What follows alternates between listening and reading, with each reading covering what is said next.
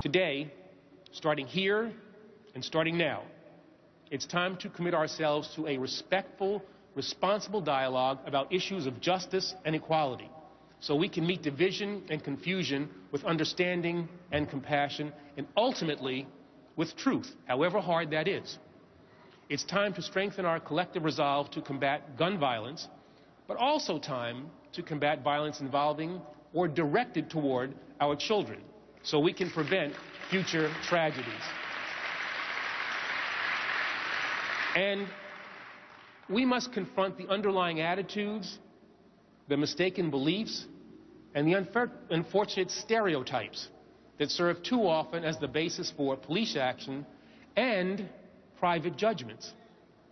Separate and apart from the case that has drawn the nation's attention, it's time to question laws that senselessly expand the concept of self-defense and sow dangerous conflict in our neighborhoods.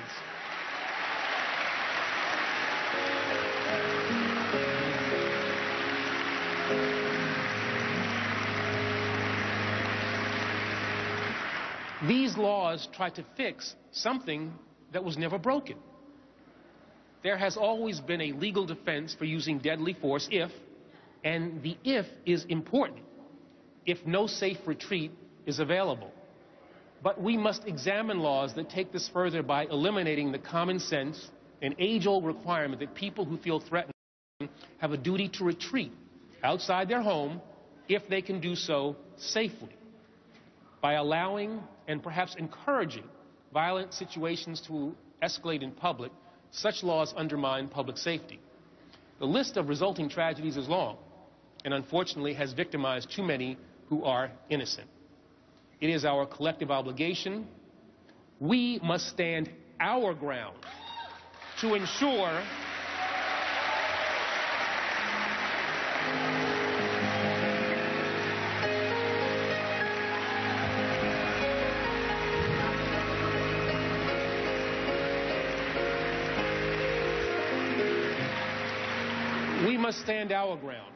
ensure that our laws reduce violence and take a hard look at laws that contribute to more violence than they prevent.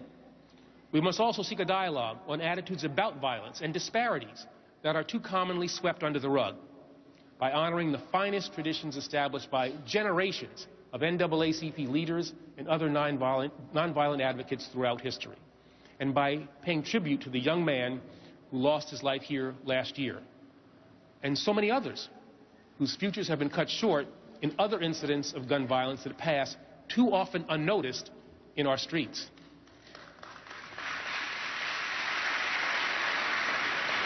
And we must do so by engaging with one another in a way that is at once peaceful, inclusive, respectful, and strong. As we move forward together, I want to assure you that the Department of Justice will continue to act in a manner that is consistent with the facts and the law. We will not be afraid. We are committed